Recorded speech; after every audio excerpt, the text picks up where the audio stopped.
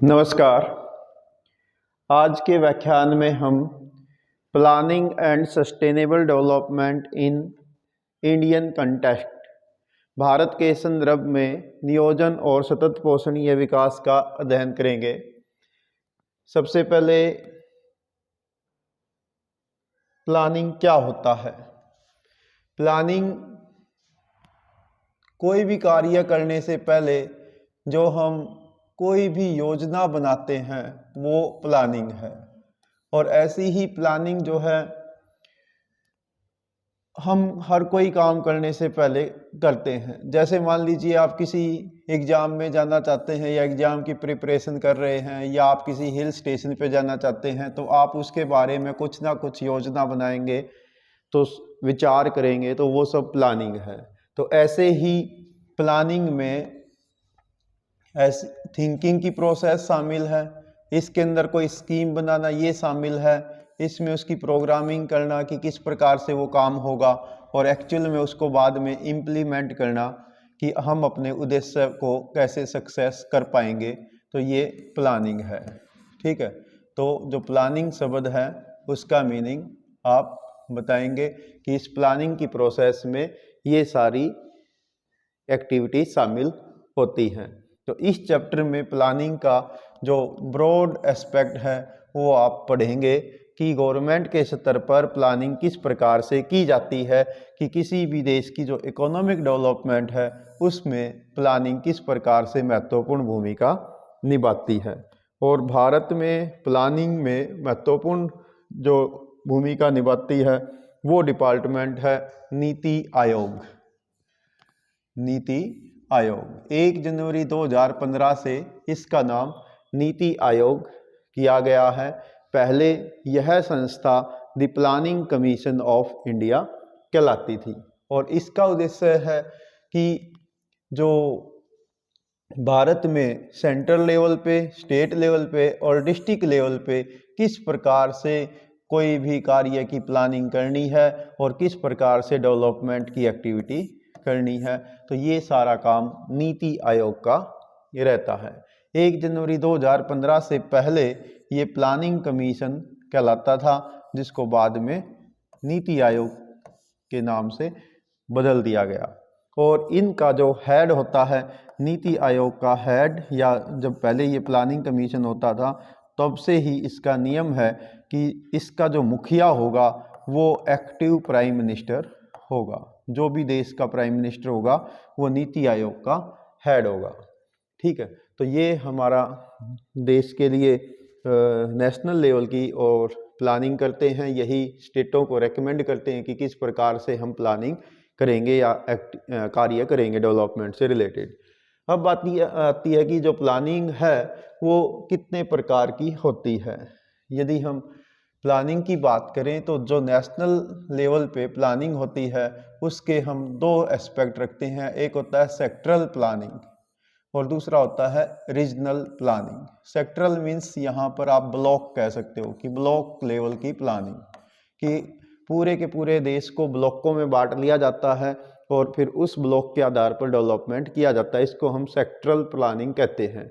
दूसरी होती है रीजनल प्लानिंग। रीजनल प्लानिंग का मतलब होता है कि किस पूरे देश को विभिन्न रीजन में बांट दिया जाता है और उन एक जैसे रीजन्स में डेवलपमेंट का कार्य किया जाता है। जैसे मान लीजिए कि हिली एरिया, तो हिल एक रीजन हो गया, तो अब चाहे वो हिमालयी प्रदेश हो, पेनिनसुला प्लेट्यू पर जो अपना वेस्टर्न घाट और ईस्टर्न घाट के रीजन हो या अरावली हिल्स हो, तो वो एक प्रकार का रीजन हो जाएगा, एक प्रदेश हो जाएगा। तो सेक्टरल प्लानिंग में सेक्टर लेवल की प्लानिंग की जाती है और इसमें क्या होता है कि डेवलपमेंट के विभिन्न सेक्टर बांट लिए जाते हैं इकोनॉमिक लेवल पे, या एग्रीकल्चर सेक्टर या इरिगेशन है, मैन्युफैक्चरिंग है, पावर सेक्टर है, या ट्रांसपोर्टेशन का सेक्टर है, कम्युनिकेशन सेक्टर है, सोशल इंफ्रास्ट्रक्चर या सर्विसेज है। ठीक है, तो इस प्रकार से हम सेक्टरल डेवलपमेंट इसमें करते हैं। तो रीजनल लेवल पे इसको रीजन में बांट कर अध्ययन किया जाता है। अब बात आती है कि देश में प्लानिंग की आवश्यकता क्यों पड़ी। तो एक्चुअल में देश में जो इकोनॉमिक डेवलपमेंट है वो स्थान के अनुसार अलग अलग है। क्यों? क्योंकि हर एरिया में विभिन्न प्रकार के जो डेवलपमेंट के लेवल हैं वो अलग हैं। वहाँ की जो जोग्राफिकल फीचर्स हैं या फिजिकल फीचर्स कहिए, या वहाँ की जो एग्रीकल्चर का लेवल है, या वहाँ की उसमें रिसोर्सेज का कहिए, या वहाँ की सॉइल की फर्टिलिटी कहिए, तो वो उसमें वेरिएशन है। उसी के कारण से अनइवन जो पैटर्न रहता है डेवलपमेंट का, उसको कवर करने के लिए, ताकि सभी देश के जो ब्लॉक्स हैं या रीजन्स हैं उनमें इम्बैलेंस को कम से कम किया जा सके, इसीलिए हमें प्लानिंग की आवश्यकता पड़ती है। और इसके लिए हम विशेष तौर पर रीजनल प्लानिंग बनाते हैं। ठीक है, तो ये आप ध्यान रखेंगे। देन आता है इम्पोर्टेंट पॉइंट कि target area planning. Target area planning का मतलब होता है कि आपने टारगेट एरिया, 3 शब्द पढ़िए। टारगेट यानी आपका टारगेट क्या है, प्लानिंग, देन है प्लानिंग, और देन है एरिया। यानी आपका प्लानिंग का जो टारगेट एरिया है वो कौन सा है, कि किस एस्पेक्ट पे आपने प्लानिंग करनी है, किस एस्पेक्ट पे आप काम करने जा रहे हैं। तो इस प्रकार से इसमें खासकर क्या होता है कि हम जो अपना डेवलपमेंट है उसमें ये डिसाइड करते हैं कि कौन सा एरिया ऐसा है जो अभी बैकवर्ड रह गया है, उस एरिया पर अब हम काम करेंगे। यानी एक आपके पास टारगेट है। जैसे मान लीजिए फॉर एग्जांपल यहाँ से ही ले लेते हैं कि कोई आपका ऐसा टारगेट आपने किया कि जैसे मान लेते हैं कि हिली एरिया ले लिया, तो ये आपका एक टारगेट एरिया हो गया। इसी प्रकार से यहाँ एक शब्द और आता है, दैट इज टारगेट ग्रुप। तो जब सोशल एस्पेक्ट की बात करते हैं तो इसमें सोसाइटी का वो ग्रुप सेलेक्ट किया जाता है कि जो इकोनॉमिक मामले में कहीं ना कहीं सोसाइटी में पीछे रह गया है, तो ये हो जाएगा टारगेट ग्रुप। और टारगेट एरिया का मतलब है कि जो एरिया देश में इकोनॉमिक डेवलपमेंट के मामले में किसी न किसी रूप से पिछड़ गया है, तो उस एरिया पर हमने फोकस करना है। तो ये होता है टारगेट एरिया। और टारगेट ग्रुप का मतलब होता है कि सोसाइटी के किस ग्रुप पर आप काम कर रहे हैं। तो यहाँ एग्जाम्पल के लिए, जैसे मान लो टारगेट एरिया के हम एग्जाम्पल लें, तो यहाँ आप देख सकते हैं जैसे command area, command area development programme, इसके लिए एक ये प्रोग्राम चलता है। जैसे इंदिरा गांधी कमांड एरिया, तो जहाँ इंदिरा गांधी नहर बनाई गई, तो वो एरिया जो है कम बारिश होने के कारण से राजस्थान का बीकानेर, बाड़मेर, जोधपुर, जैसलमेर, तो ये बहुत सारा बड़ा एरिया था जिसमें डेजर्ट की प्रॉब्लम है। नेचुरल वहाँ पर डेजर्ट मिलते हैं, क्लाइमेट बड़ी हॉट होती है, तो वहाँ पर उस ज़मीन को किस प्रकार से एग्रीकल्चर सेक्टर में कन्वर्ट करें, तो उसके लिए हमने इंदिरा गांधी नहर बनाई 1948 में। कुमार सेन ने इसकी प्लानिंग की थी। इसी प्रकार से ड्रॉट प्रोन मीन्स कि देश के वे हिस्से जहाँ पर सूखे की संभावना रहती है, तो इस प्रकार का ये एक दूसरा एरिया हो जाएगा। देन है इसी प्रकार से तीसरा एग्जाम्पल आपके लिए डेजर्ट डेवलपमेंट प्रोग्राम, कि इसमें डेजर्ट मेन हमारा टारगेट हो जाएगा कि जिन एरिया में डेजर्ट है, जैसे लद्दाख भी इसमें आता है, वो कोल्ड डेजर्ट है, थार डेजर्ट है। इसके अलावा साउथ इंडिया में जहाँ पर बारिश कम होती है, जैसे मराठवाड़ा है, तेलंगाना है, या रायलसीना है, तो इस प्रकार के कुछ एरिया हैं। इसी प्रकार से हिली एरिया हो सकता है कुछ, एक इसको दूसरे ढंग से भी आप बता सकते हैं, जैसे स्मॉल फार्मर डेवलपमेंट एजेंसी, इसको हम SFDA बोलते हैं, या मार्जिनल फार्मर डेवलपमेंट एजेंसीज, तो इसको MFDA बोलते हैं। ये भी कुछ टारगेट ग्रुप के एग्जाम्पल हो सकते हैं। तो कुछ एग्जाम्पल आपके लिए ये सारे जो हैं टारगेट एरिया के एग्जाम्पल हैं, और ये लास्ट के 2 एग्जाम्पल जो हैं आपके लिए टारगेट ग्रुप के एग्जाम्पल हो जाएंगे, तो इनको आप लिख सकते हैं। इसी प्रकार से समय के साथ साथ जो है इसमें खासकर जो हमारा प्लानिंग पीरियड रहे, लगभग देश में 1951 से प्लानिंग शुरू हुई 5-5 वर्ष के लिए, और लगभग 11 से 12 प्लानिंग हमने की हैं अलग अलग दौर में। तो इसके लिए अलग अलग एरिया हमारे रहे प्लानिंग के, जैसे हिल एरिया, जैसे नॉर्थ ईस्ट के एरिया हैं, जैसे ट्राइबल एरियाज़ हैं, या बैकवर्ड एरियाज़ हैं। तो इस चैप्टर में अब आप जो है पढ़ेंगे अलग अलग एरिया की। जैसे अभी हमारा टॉपिक है हिल एरिया डेवलपमेंट प्रोग्राम, तो हिल एरिया डेवलपमेंट प्रोग्राम में मेन फोकस होता है कि जो हिली एरिया है, हिल एरिया डेवलपमेंट प्रोग्राम में वो ये प्लानिंग की गई थी 5th ईयर, जो 5वीं 5th ईयर प्लानिंग थी, इसमें 15 डिस्ट्रिक्ट सिलेक्ट किए गए थे और वो भी खासकर हिली डिस्ट्रिक्ट। जैसे उस ज़माने में उत्तर प्रदेश होता था, जो आजकल उत्तराखंड के ज़िले हैं, जैसे मिकिर हिल है, नॉर्थ कछार हिल है आसाम में, दार्जिलिंग डिस्ट्रिक्ट है वेस्ट बंगाल की, नीलगिरी डिस्ट्रिक्ट है तमिलनाडु की। तो इस प्रकार से ये कुल मिलाकर 15 डिस्ट्रिक्ट में हिल एरिया डेवलपमेंट प्रोग्राम बनाया गया। और कब की बात है? 5 ईयर प्लान के दौरान की बात है। और इसके लिए नेशनल कमेटी जो है डेवलप वो की गई, बनाई गई डेवलपमेंट ऑफ बैकवर्ड एरिया की 1981 में। और इन्होंने रेकमेंड किया कि जो हिली एरिया हैं, खासकर जिनकी जो सी लेवल से हाइट 600 मीटर एंड 600 मीटर के आसपास है, तो और वो ट्राइबल सब प्लान के अंतर्गत नहीं आते हैं, तो इनको इसमें शामिल किया गया। तो खासकर आप ध्यान रखेंगे कि 1981 के आसपास ये प्लानिंग की गई, फिफ्थ ईयर प्लानिंग के अंतर्गत की गई।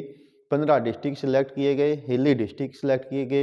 हिल की डेफिनेशन रखी गई कि वो एरिया जो सी लेवल से 600 मीटर एंड अबव हो, और एक कंडीशन और लगाई गई कि वो एरिया किसी ट्राइबल सब प्लानिंग के अंतर्गत ना आया हो, यानी अगर उसमें ऑलरेडी वो स्कीम चल रही है तो उसको वहाँ पर नहीं इसमें सेलेक्ट किया जाएगा। तो इस एरिया में फिर क्या किया गया कि इस एरिया में जब प्लानिंग की गई तो इस बात का ध्यान रखा गया कि वहाँ की टोपोग्राफी कैसी है, वहाँ की इकोलॉजी कैसी है, वहाँ पर सोशल और इकोनॉमिक कंडीशन कैसी हैं। इन बातों को ध्यान में रखते हुए वहाँ पर लक्ष्य निर्धारित किया गया कि वहाँ पर जो इंडिजीनियस रिसोर्सेज हैं, इंडिजीनियस रिसोर्सेज का मतलब कि जो वहाँ के विशेष रिसोर्स हैं जो उसी एरिया में मिलते हैं, तो वहाँ पर किस प्रकार से हम डेवलपमेंट करें। तो उसके लिए एक तो ये किया गया कि वहाँ पर हॉर्टिकल्चर यानी बागवानी की संभावनाएं हैं कि वहाँ पर बागवानी पर फोकस किया जाए। इसी के साथ साथ वहाँ पर जो है एग्रीकल्चर यानी जो टेरिस एग्रीकल्चर या स्टेप एग्रीकल्चर है, तो उस पर फोकस किया गया कि वहाँ पर सीढ़ीनुमा खेती की जा सकती है। वहाँ पर एनिमल हस्बेंड्री यानी पशुपालन किया जा सकता है, पोल्ट्री यानी मुर्गी पालन किया जा सकता है, फॉरेस्ट्री पर भी फोकस किया गया, और स्मॉल स्केल और विलेज लेवल की जो इंडस्ट्रीज हैं यानी जो घरेलू या लघु उद्योग हैं उन पर फोकस किया गया। ठीक है, तो ये आपका एक क्वेश्चन रहेगा। ये जो आपके इसमें चैप्टर में अलग अलग दिए गए हैं, तो हेडिंग वाइज ये मान के चलिए कि ये एक 5 अंक का क्वेश्चन रहेगा। जैसे ये था आपका हिली एरिया डेवलपमेंट प्लान। अब पढ़ते हैं ड्रॉट प्रोन एरिया। तो ड्रॉट प्रोन एरिया प्रोग्राम में क्या रखा गया? तो पहली बात आप ध्यान रखेंगे कि इसमें केवल वो एरिया शामिल किए गए जहां पर सूखे की संभावना रहती है। सूखा मीन्स जहां पर लंबे समय तक बारिश ना हो। तो इसको बनाया गया था 4th 5th ईयर प्लान के अंतर्गत, और इसका ऑब्जेक्टिव यानी इसका उद्देश्य क्या था? Provide the employment to the people in the drought prone area. जो सूखा संभावित क्षेत्र के लोग हैं उनको रोजगार देना, वहाँ पर जो प्रोडक्टिविटी है उनके एसेट के रूप में उसको डेवलप करना। और इसमें खासकर जो वहाँ पर कंस्ट्रक्शन लेबर हैं उनको सिविल वर्क में किस प्रकार से उनके कार्य को मोटिवेट किया जाए, इस बात का भी ध्यान रखा गया। साथ ही साथ वहाँ पर इरिगेशन का प्रोजेक्ट रखे गए, लैंड डेवलपमेंट प्रोग्राम बनाए गए। इसके अलावा वहाँ पर वृक्षारोपण, एफोरेस्टेशन यानी वनारोपण, ग्रास लैंड का डेवलपमेंट करना। इसके अलावा वहाँ पर जो बेसिक रूरल डेवलपमेंट है या इंफ्रास्ट्रक्चर है उसको बनाना, जैसे गांव की इलेक्ट्रिफिकेशन करना, गांव को रोड बनाना, गांव के लिए गांव में मार्केट बनाना, या उनके लिए क्रेडिट और जो सर्विसेज हैं यानी जैसे उनके लिए बैंकिंग या सहकारी समिति का डेवलपमेंट करना, या वहाँ पर जो बेसिक सर्विसेज हैं उनको प्रोवाइड करना। ये सारा वहाँ पर इनके ऑब्जेक्टिव रहे इस पूरी की पूरी प्लानिंग के। ठीक है, खासकर किस एरिया में? जिस एरिया में सूखा गिरता है या सूखे की संभावना रहती है। इसके लिए काम क्या किया गया? The national committee on the development of the backward area उसने इस बात का अध्ययन किया और उन्होंने इस एरिया के लिए प्लानिंग की। और इसमें प्लानिंग की गई कि यहाँ पर एग्रीकल्चर सेक्टर को डेवलप किया जा सकता है। यहाँ पर अलाइड सेक्टर, यानी अलाइड सेक्टर का मतलब होता है कि खेती से जुड़ी हुई, यानी किसी चीज़ से जुड़ी हुई जो और एक्टिविटी है वो क्या हो सकती हैं, और उस पर ही ढंग से फोकस किया जाए कि इकोलॉजिकल बैलेंस बना रहे। तो ये काम किया गया। साथ ही साथ ये भी फोकस किया गया कि जो पॉपुलेशन प्रेशर बढ़ रहा है, सोसाइटी के जो रिसोर्सेज हैं, तो उनके लिए जो मार्जिनल लैंड है, यानी दिन प्रतिदिन जब पॉपुलेशन इंक्रीज होती है तो ज़मीन जो लैंड रिसोर्सेज उन पर दबाव पड़ता है, तो उसको किस प्रकार से कंट्रोल किया जाए, उस इकोलॉजिकल बैलेंस को कैसे मैनेज करें, और जो इकोलॉजिकल डिग्रेडेशन यानी प्रकृति का जो ह्रास हो रहा है उसको कैसे कंट्रोल करें। इन सब के लिए एम्प्लॉयमेंट की अपॉर्चुनिटीज़ को बढ़ाना उस ड्रॉट प्रोन एरिया में ऐसे टारगेट रखे गए। इसके लिए फिर कुछ कार्य ऐसे किए गए, कुछ योजनाएं बनाई गई, ठीक है, कुछ अलग स्ट्रेटजीज बनाई गई, प्लानिंग किए गए कि इसमें लोगों को वाटर साइड मैनेजमेंट के लिए अप्रोच करना कि किस प्रकार से हम वहाँ पर जो वाटर रिसोर्सेज हैं उनको माइक्रो लेवल पर किस प्रकार से हम यूज कर सकते हैं। इकोलॉजिकल बैलेंस बनाने के लिए हमने वाटर का, सॉइल का, प्लांटेशन और ह्यूमन एंड एनिमल पॉपुलेशन, उन सब को किस प्रकार से यूज करना है, उनका मैक्सिमम यूटिलाइजेशन हो सके, इसके लिए प्लानिंग की गई। और इसके लिए जो प्लानिंग कमीशन ऑफ इंडिया 1967 में आइडेंटिफाई किए 67 डिस्ट्रिक्ट्स, ड्रॉट प्रोन एरिया में 67 डिस्ट्रिक्ट्स को, कुछ एक को तो इंटायरली यानी पूर्ण रूप से डिस्ट्रिक्ट को शामिल किया गया, कुछ एक डिस्ट्रिक्ट को पार्शियली यानी पार्टली यूज किया गया, यानी हो सकता है कि वो पूरा का पूरा डिस्ट्रिक्ट ड्रॉट प्रोन ना हो, तो उसमें से कुछ एरिया को शामिल किया गया। इसके लिए फिर जो हमारा इरिगेशन कमीशन है उसने 1972 में एक टारगेट रखा गया कि इन एरिया में जो ड्रॉट प्रोन एरिया है उसका कम से कम 30% एरिया को इरिगेशन एरिया में लाना है, और डीमार्किंग उसकी की गई ड्रॉट प्रोन एरिया की, और उसके लिए फिर प्लानिंग की गई। इसी में जो फिर कुछ थोड़ा ये कोशिश की गई कि इंडिया के उन हिस्सों को भी इसमें शामिल करो जो सेमी अराइड या अराइड एरियाज हैं, खासकर कहाँ के, राजस्थान, गुजरात, वेस्टर्न मध्य प्रदेश, महाराष्ट्र के रायलसीमा और तेलंगाना, ठीक है, महाराष्ट्र में मराठवाड़ा हो गया, रायलसीमा हो गया, तेलंगाना, इन सब एरिया में, आंध्र प्रदेश में, कर्नाटका का प्लेट्यू, इसके अलावा highland and interior part of Tamil Nadu, तो ये सब शामिल किए गए। साथ ही साथ इसमें पंजाब, हरियाणा और नॉर्थ राजस्थान के भी कुछ एरिया को इसमें सिलेक्ट किया गया जहाँ पर खासकर बारिश कम होती है, तो उनके लिए इरिगेशन की जो प्लानिंग है वो बनाई गई। तो ये आप इसमें बताएंगे। देन आता है यहाँ पर आपका वेरी इंपॉर्टेंट क्वेश्चन, भरमौर, जो 5 अंक का क्वेश्चन आएगा इसमें। तो सारा तो आप इसमें नहीं पढ़ेंगे, मैं आपको मेन टॉपिक बता देता हूँ कि आप कहाँ पर कैसे क्या करेंगे। सबसे पहले आपने बताना है कि भरमौर जो एरिया वो कहाँ पर है, उसमें क्या क्या जो नेचुरल फीचर्स हैं वो हैं, और उनके कारण से किस प्रकार से वहाँ पर डेवलपमेंट की आवश्यकता है। तो ये केस स्टडी के अंतर्गत आपका रहेगा।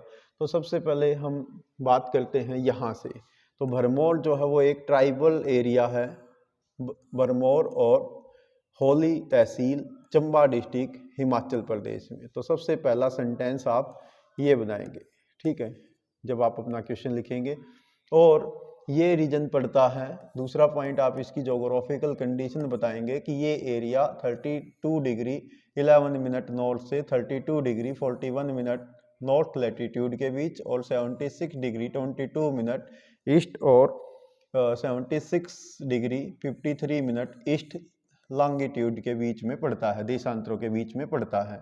थर्ड पॉइंट आप बनाओगे कि इसका जो टोटल एरिया है ये लगभग 1818 स्क्वायर किलोमीटर है, जो 1500 मीटर से 3700 मीटर ऊंचा है समुंदर तल से, ठीक है। इसकी और एवरेज हाइट इतनी है। अगर आप चाहो तो इसको अलग भी बता सकते हो, ये एरिया यहाँ तक बता दीजिए कि इसका टोटल एरिया वो 1818 स्क्वायर किलोमीटर है, और ये इसका अल्टीट्यूड आप इसमें बता सकते हैं कि सी लेवल से ये 1500 से 3700 मीटर ऊंचा है। देन आप बता सकते हैं कि इस एरिया की जो मोस्टली पॉपुलेशन है वो गद्दी समुदाय है, तो ये नेक्स्ट पॉइंट आप बना देंगे। और जो गद्दी है, इसका मतलब, गद्दी शब्द का मतलब हिल एरिया होता है, ठीक है, हिल एरिया। और ये एरिया जो है लॉफ्टी माउंटेन, ऊंचे पर्वतों से घिरा हुआ है, ठीक है, तो उसको आप बता देंगे। तो नेक्स्ट पॉइंट आप इसको बना सकते हैं। तो वो एरिया है पीर पंजाल। पीर पंजाल इसके नॉर्थ में है और धौलाधार इसके साउथ में है, ठीक है। और इसके ईस्ट में जो है रोहतांग पास के आसपास जो है ये एरिया पड़ता है। धौलाधार जो माउंटेन है और पीर पंजाल माउंटेन है, उन्हीं की एक्सटेंशन यहाँ पर है, तो ये सब आप इसमें शामिल कर लेंगे। देन यहाँ की रिवर्स आप बताना चाहें तो रिवर बता दीजिए कि यहाँ पर जो है जो रावी रिवर और उसकी ट्रिब्यूटरीज बहती हैं, खासकर बुधाली और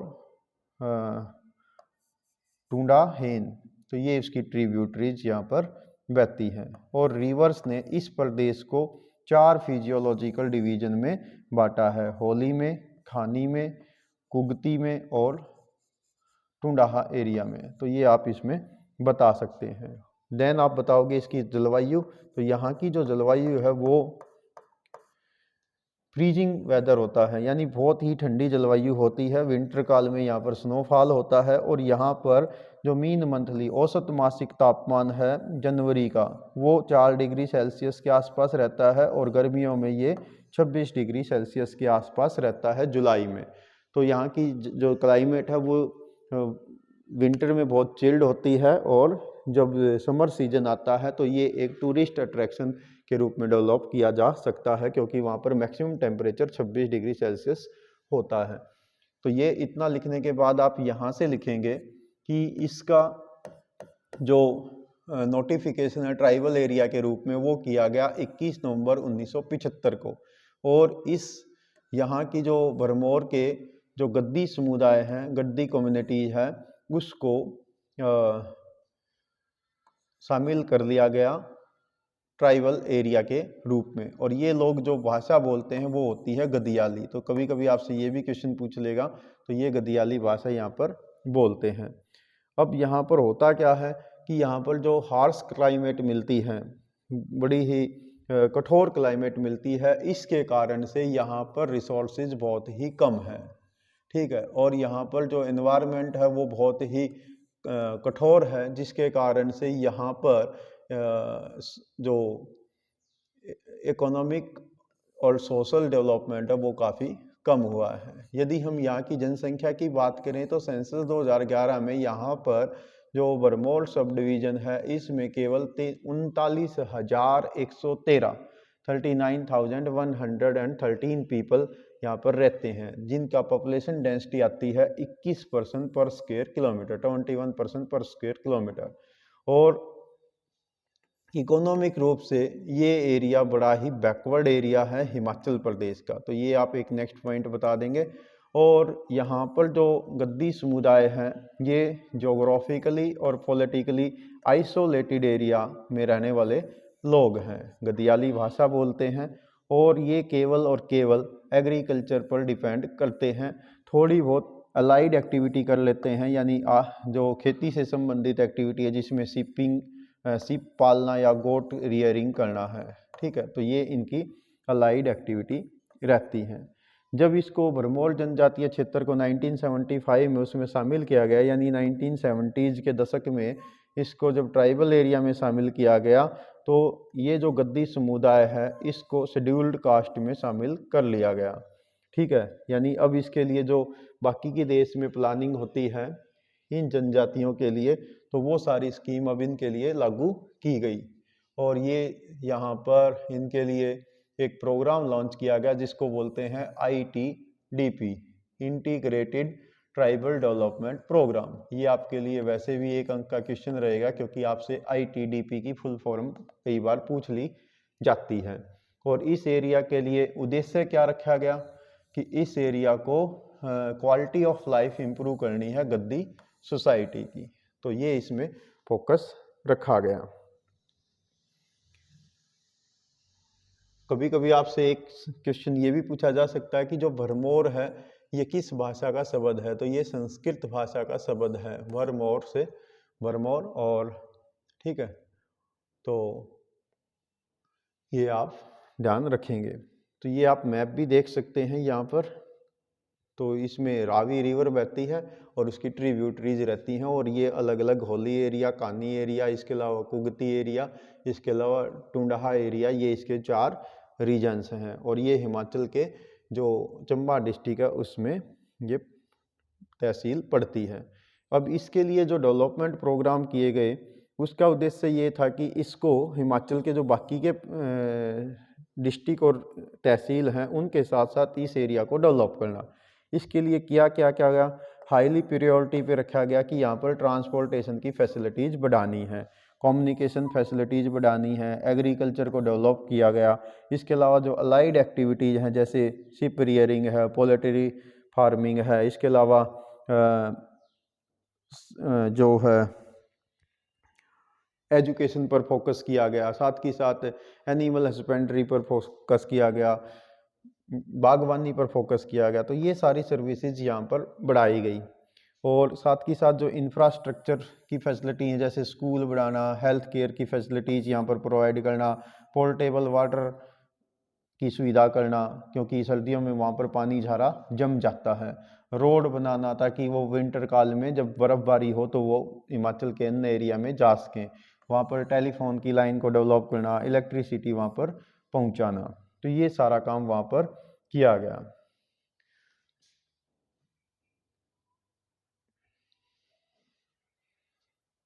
हालांकि इसमें आप थोड़ा रीजनल भी पढ़ सकते हैं कि जो होली और कानी एरिया हैं उसमें जो इंफ्रास्ट्रक्चर डेवलपमेंट हुआ, रिमोट एरिया जो टुंडला और कुंगती का एरिया है वो अभी भी उसमें सफिशिएंट इंफ्रास्ट्रक्चर की कमी है।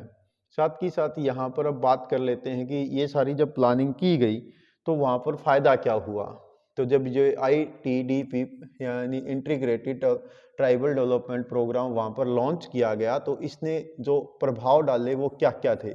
नंबर 1 था increase in the literacy rate, पढ़ाई का स्तर वहाँ पर बढ़ा, और वहाँ पर जो सेक्स रेशो है वो इम्प्रूव हुआ, लिंग अनुपात की जो वेरिएशन था वो कंट्रोल हुआ। वहाँ पर जो चाइल्ड मैरिज हो जाया करती थी छोटी उम्र में तो वो कंट्रोल हुई।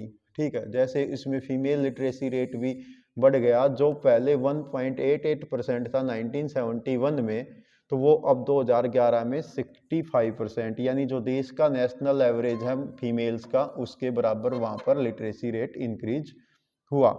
ठीक है, साथ ही साथ जो मेल और फीमेल का लिटरेसी रेट का डिफरेंस था जिसका कुछ ना कुछ इफेक्ट जेंडर इनइक्वलिटी पर भी पड़ता है, वो भी डिक्लाइन हुआ, यानी वो गैप भी कंट्रोल हुआ।